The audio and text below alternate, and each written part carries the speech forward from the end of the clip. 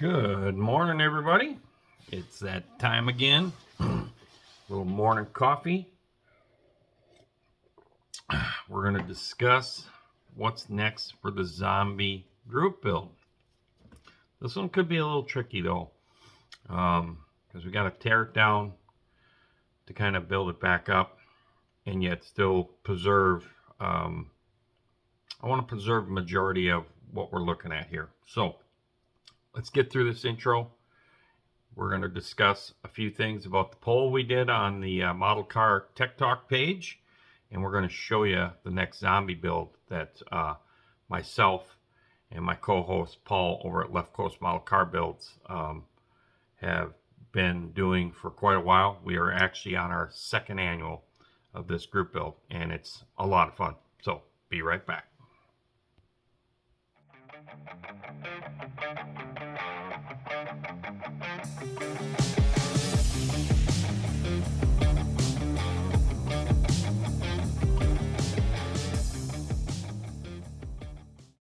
Alrighty, so we're back. Let's get into the topic of the poll. I find these polls to be kind of interesting, right? They're quick, they're kind of down and dirty in the facts a little bit. But the poll that I did the other day was, where do you get your inspiration for your builds? And so I was kind of shocked. I put magazines, I put internet, I put local shows, and I put memories. And memories right now is kicking butt. And that's good to hear, right? When I think about cars, people always say, well, why are you so infatuated with cars? Because cars is part of American history. There's so many memories built with family and friends and extended family and friends, all from the automobile. And when you think back to all those things and those good times, and of course, like life, you're going to have bad times, and cars can bring some of those bad times when they don't work or do what we want them to do. But in the end, when you think back, when you get to be my age, I'd say even when I hit early 40s, it was a lot of things coming back to me of cars that we had, cars that friends had, things that we did together. We all worked on each other's stuff. We helped each other get their stuff running so that it was, at the local hangouts every weekend, every Friday, Saturday night. That's what it was. It's a culture, it's just a ton of fun. And for me, I'm predominantly a Mopar guy, but a bunch of my buddies had Fords and Chevys. And I still enjoy all of those memories of helping them guys work on those cars. And then once we started doing that a lot more as far as building the race cars and stuff like that, then you learned a lot more about the ins and outs and the engineering side of what Chevrolet did, what Ford did, what Chrysler did, etc., etc. So great times. But to me, the memories is always a strong thing. Old paperback is very strong for me. I have been going through stuff, as you know, if you've been following this channel, finding old books and unpacking stuff here and there.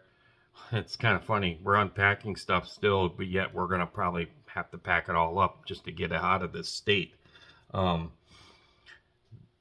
finding all that literature, so the next time when we pack stuff up, it will be better organized, and we will be able to pull that stuff out faster.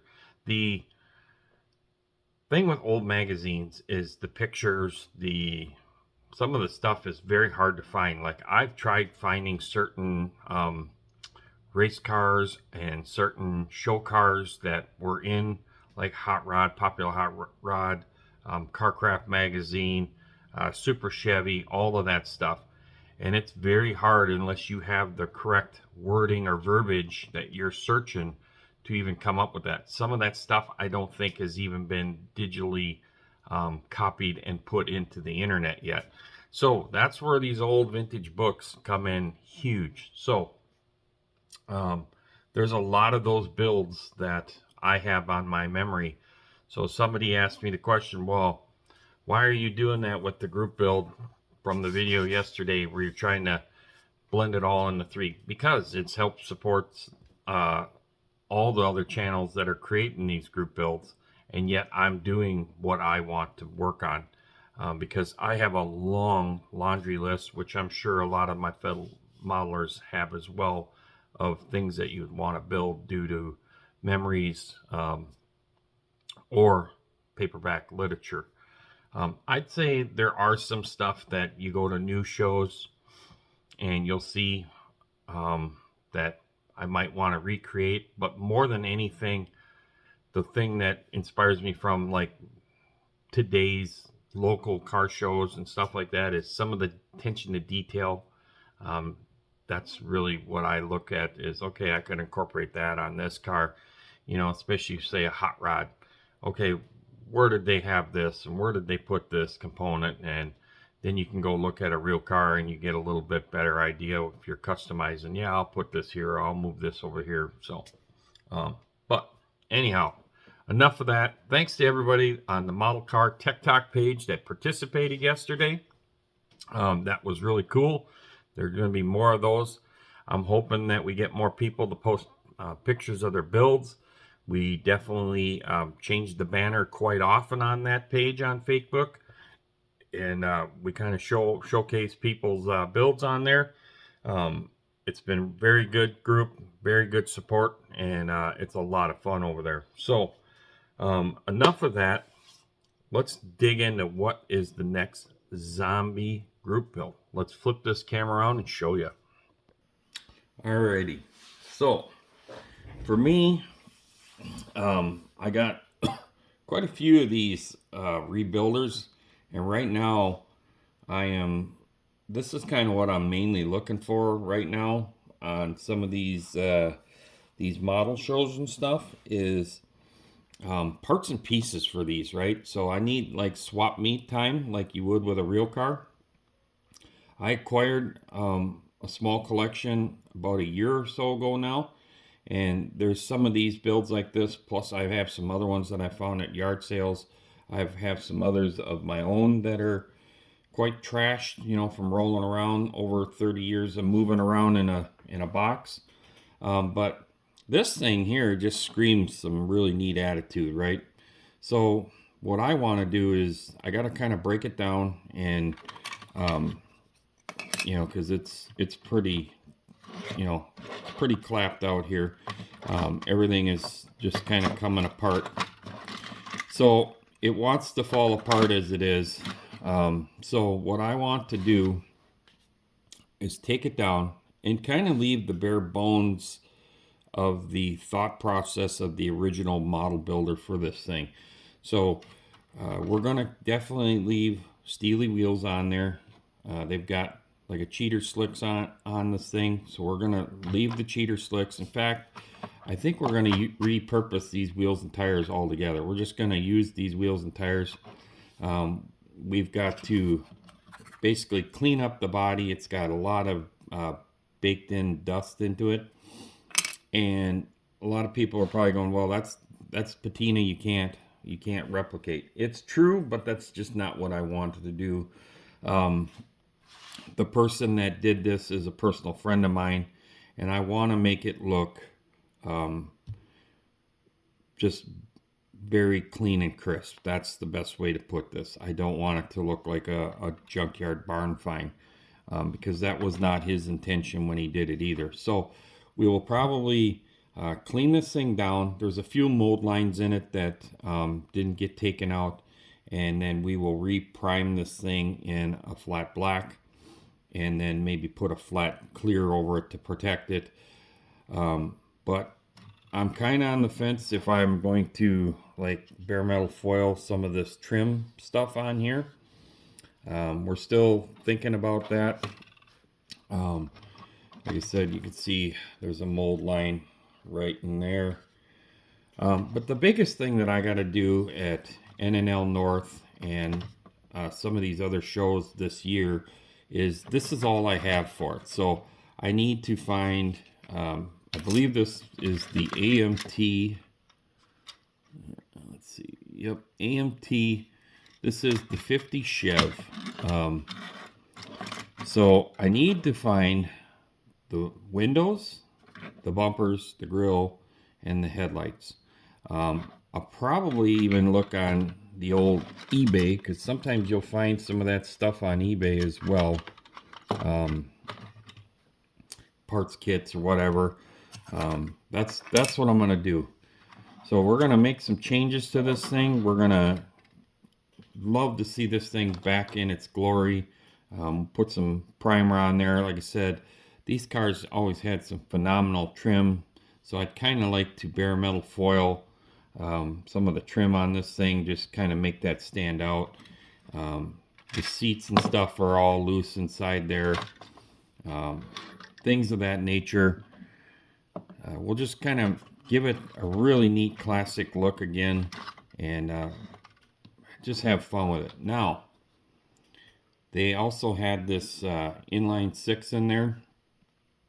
The inline 6, I think what I want to do is clean this up and put this back in there.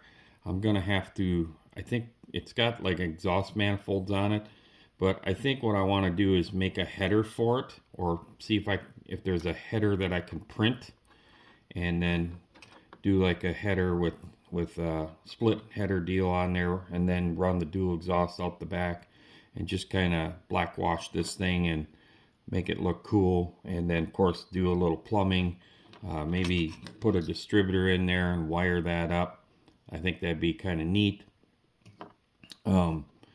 Probably take the fan off, dechrome that, and then also paint the fan black. Same thing with the generator, just to kind of make it a little more realistic. I'm not a big fan of chrome fans and stuff on stuff like that, so but I do like the fact that the red and black contrast on it, even though I'm not a big red person. And it's got the little tack on the dash, so that's just cool. It's got that 50s flair. So I want to retain what the initial builder started. I just want to refine it. So the big thing for this build, the success of this build, is going to be finding these parts. I've looked through my bins for the last month. This was something that I wanted to do a month ago, get started on, and I'm just going to decide to pull the trigger on this thing and get going. So I'm going to, hopefully at N&L, we'll see if we can find some of these front end parts and the headlights, the rear bumper, and then mainly the glass, because I don't want to have to like customize it. I want it to look like a factory Chev, and we're going to go from there. But probably even search up on the eBay here and see what we can find. But this is going to be a lot of fun. I really want to see this in the case, and depending on how crisp and clean I can get it, probably even put it in some model shows. So, which would be a really good story. If somebody asks you about the build, you can say that it's had multiple lives, and it's resurrected. So I love this restoration side of this stuff. So that's what I'm digging right now. Let me flip this back around. So there you have it. Like I said, these are the things that I'm looking for, is these bag kits. There's something about when I see this, I see just a ton of vision and potential in these things, and I'm just digging it. I really am. So there's some of them that I've seen over the years that I think you could probably turn around in a day and have really beautiful shelf art. And my whole goal is to try on some of those is to resurrect them to where the original builders build ideas and craftsmanship stays in it. This one here is falling apart quite a bit, but it is so cool just staring this thing down that it's just begging to be put back together. So being it is this broken down, I want to try and just refine it, but we're going to keep the same motif to it, if that makes any sense. That's the goal. If I find other ones that are just missing a couple parts, we're just going to replace those parts, and I want to build a beautiful shelf out area and just have just various builds to where it looks like a car show of all the different people's creativity. That's otherwise, I mean, you can look at my stuff and you can see the pattern. You can see that, okay, this is what he likes. He builds everything kind of like this. I want various builders. So to me, for me to get that is for me to buy these bag kits or these pre-started or these little collection things, and then just scrum through the parts and put them together and put them on the shelf. This one, I know the original builder's name, so I'll probably do a little name placard thing to put by it so that it honors the original builder. I have probably, I think, 4 of these from that builder, and so his name is going to go right next to him. Plus, he's a really good friend of mine as well, so I definitely want to give Jacob the props for the original thought and idea of this kit, and then get this thing back into one piece. So that's going to do it for me, everybody. Stay positive, stay fresh. If you like this content, remember, smash that like button. Subscribe to this channel. You'll see more of this stuff. Hopefully some other stuff throughout the summer. Again, we're going to do some of these pop-up lives here and there with RC stuff, whatever. Yesterday we just were kind of screwing around again. I was struggling, not going to lie. Trying a hotspot and some other stuff, and it just was not working. Bruce wanted to go live, so we went live. It was very cool. We got to talk to Brother Don, of course, and then we got to meet Gloria from Stout Creations. That was the first time that we personally met her and talked to her, versus just watching each other's videos and commenting in each other's pages. So very cool to see Gloria in there, and go over there and check out her channel as well, Stout Creations. She's a very good builder, and she definitely has some really good insight on how the automotive culture, the cars were in their time frame, and she's putting that into her builds. So also check out Bruce at Bruce's Eclectic-World. Bruce is doing a lot of great stuff over there with the Kaleido paints, doing some tutorial stuff. So go over and check out Bruce's Eclectic-World.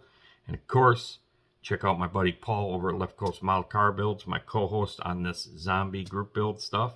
And check him out. There's some other group builds that Paul hosts as well, and it's all fun. It's all good. And check out the AMC Livecast. So that's it for me. Peace out, everybody. Have a good one.